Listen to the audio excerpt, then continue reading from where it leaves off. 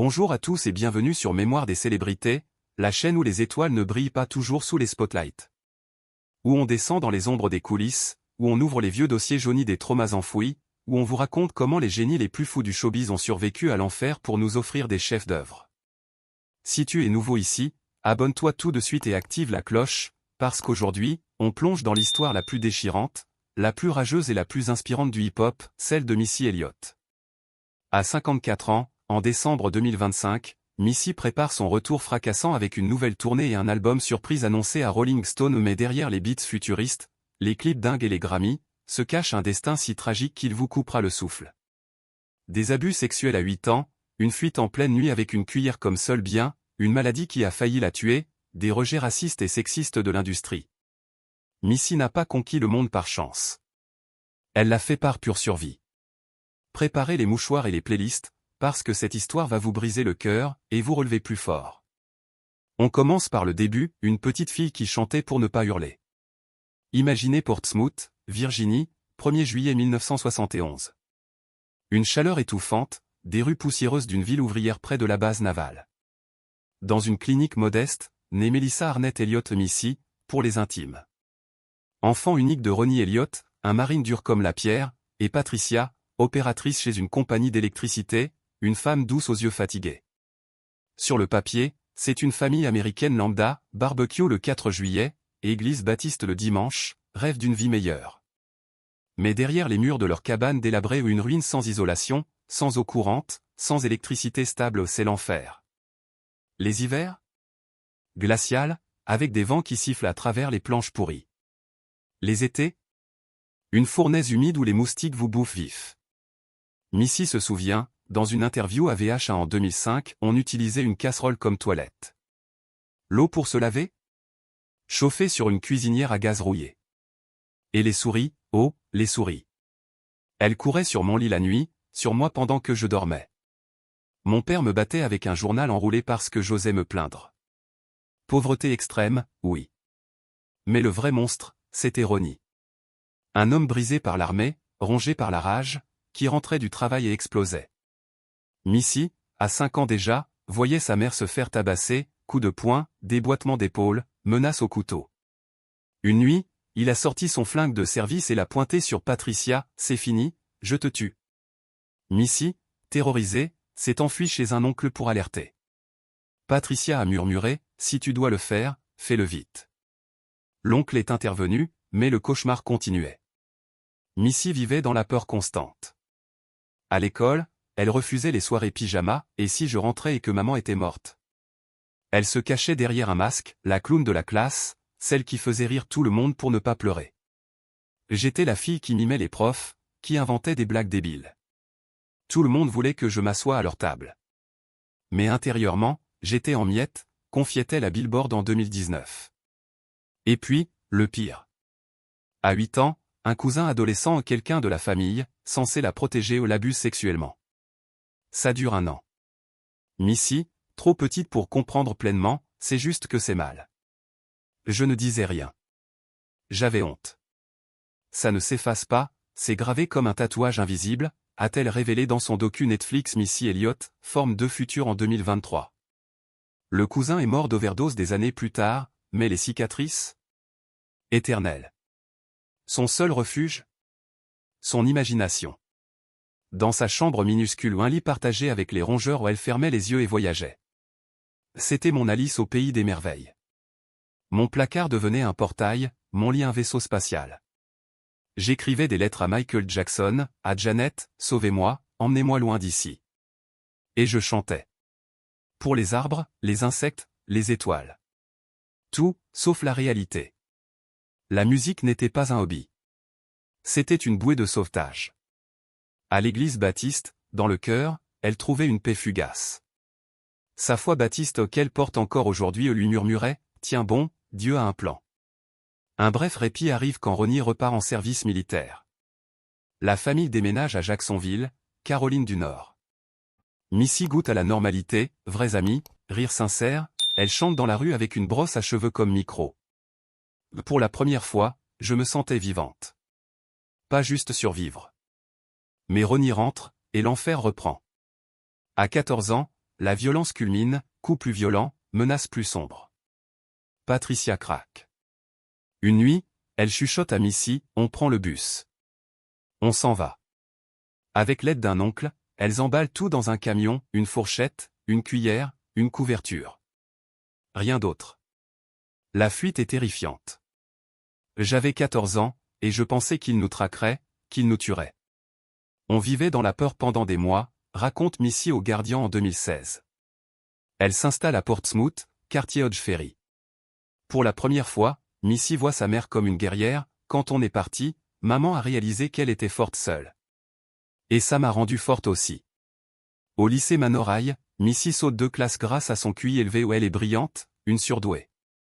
Mais ça l'isole, avec des élèves plus âgés, elle se sent encore plus seule.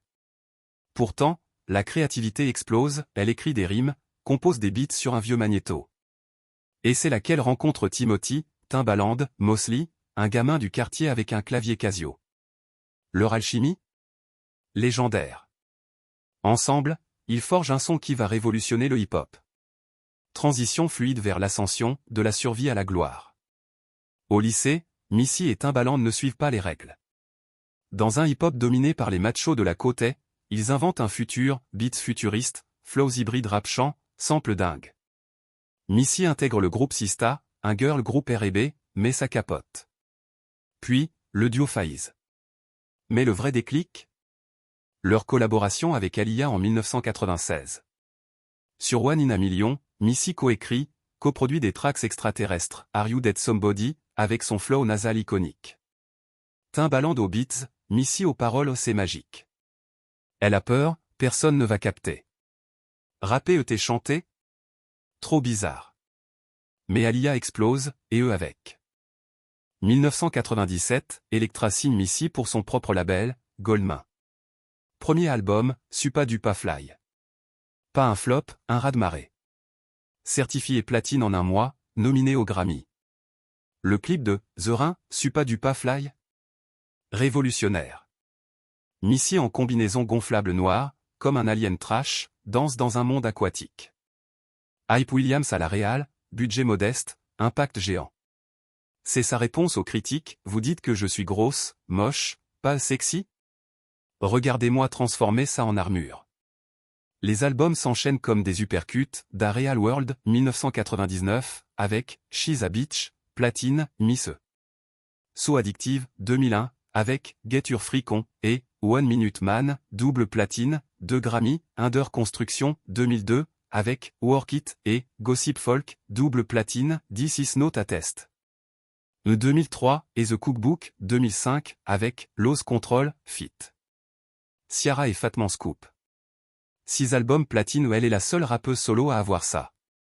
Collaboration folle, Beyoncé, Baby Boy, Gigi, Mariah Carey, Whitney Houston, Janet Jackson. Elle écrit pour eux, produit pour eux, les propulse.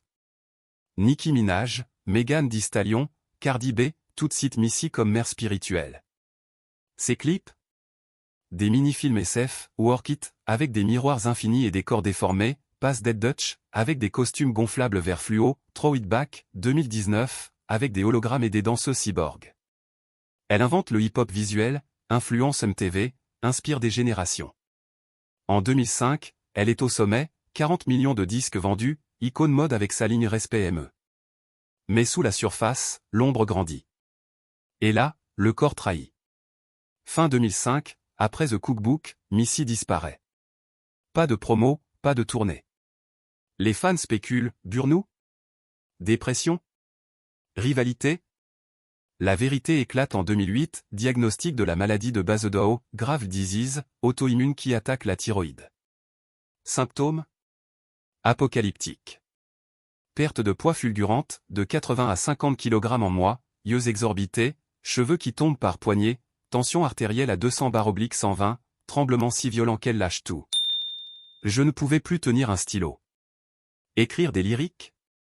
Impossible. Ma voix tremblait, mon corps me lâchait sur scène, conf-t-elle à People en 2011. Un jour, crampe monstre à la jambe, elle freine à peine une collision en voiture. J'ai cru mourir.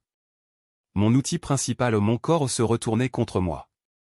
Pire, l'industrie, déjà toxique, en rajoute.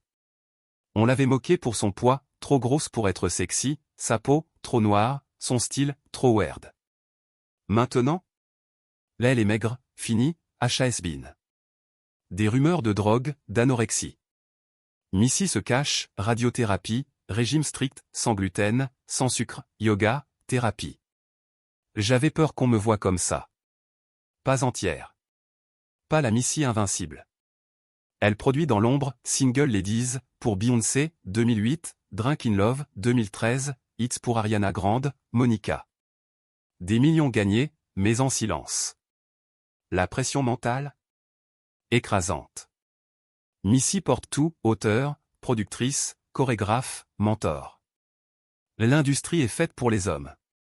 Moi, je bosse 24 juillet pour prouver que je vaux mieux qu'eux, dit-elle à Variety en 2019. En 2015, invitation au Super Bowl avec Katy Perry. Panique totale, crise d'angoisse, hospitalisation. J'ai pleuré, j'ai tremblé. Comment performer devant 100 millions? Mais elle monte sur scène. Get fricon, l'ose contrôle, la foule hurle. Elle vole la vedette. C'était la grâce de Dieu. Un pas après l'autre, et j'ai volé. Le retour triomphal, de l'ombre à l'immortalité. 2016, révélation publique de sa maladie. Je veux briser le tabou. Les Noirs, les femmes, on cache tout. Moi, je dis, voilà, j'ai failli crever, mais je suis là. 2017, I'm Better, Fit. Lambe, un banger minimaliste. 2019, iconologie épée, avec, Throw It Back, clip viral, 500 millions de vues. Intronisée au son Gritter Hall of Fame, première rappeuse solo. MTV Video Vanguard Award, comme Michael Jackson. Doctorat honorifique de Berkeley. 2023, intronisée au Rock and Roll Hall of Fame, première femme hip-hop. 2024, annonce de sa première tournée headlining, Out of This World, avec Timbaland, Ciara, Busta Rhymes. 50 dates, sold out instant. Octobre 2025, à Rolling Stone, elle tease un album, j'ai des trucs en préparation. C'est futuriste, mais ancré dans ma douleur. NASA la nomme ambassadrice spatiale, pour son esthétique cosmique. Valeur nette, 50 millions de dollars. Influence, infinie. Nicki, sans Missy, pas de rap féminin comme on le connaît. Mais Missy reste humble, timide hors scène. Je rigole quand je suis nerveuse, je gigote les mains. Sur scène? Je suis chez moi. Elle n'a pas d'enfant en peur de l'hérédité des traumas. Célibataire, elle vit pour sa mère Patricia, son rock. Et pour les survivantes, porte-parole de Break the Cycle contre les violences domestiques, fonds pour les maladies auto-immunes. Ma tragédie? C'est mon carburant. J'ai transformé la peur en beats, les cicatrices en rimes. Missy Elliott, c'est le destin tragique d'une gamine battue qui a conquis le monde. Des souris dans le lit au stade en feu, des abus au Grammy, 4, plus des dizaines de nominations, elle a survécu à tout. Son histoire n'est pas que triste, c'est une rage victorieuse, une leçon de résilience. À 54 ans, elle prépare un album qui va tout casser et nous, on l'attend, en larmes et en transe. Dites-moi dans les commentaires, sincèrement. Missy est-elle la plus grande survivante du hip-hop, ou son histoire vous brise-t-elle le cœur? Je lis tous vos messages, les plus touchants épinglés. Si ça vous a ému, un cœur en commentaire me touche. Likez, abonnez-vous, activez la cloche, la prochaine va vous secouer encore plus. À très vite sur Mémoire des célébrités, où la gloire naît souvent dans les larmes.